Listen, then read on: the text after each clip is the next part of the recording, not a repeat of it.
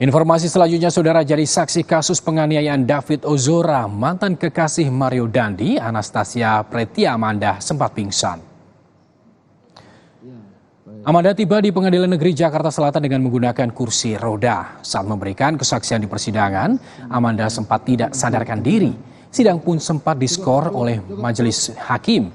Usai dilakukan pengecekan oleh tim medis, Amanda dinyatakan layak untuk tetap memberikan keterangan. Majelis hakim kembali melanjutkan persidangan dengan mendengarkan keterangan dari Amanda. Oke, diskors dulu ya.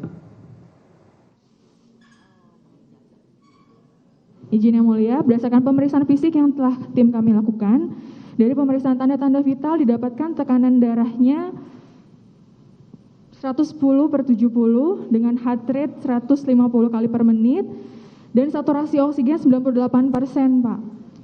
Jadi untuk tanda-tanda sesak berdasarkan dari ukuran saturasi oksigen itu masih bagus, Pak. Jadi layak untuk memberikan keterangan ya? Pak, layak. Baik, yuk makasih.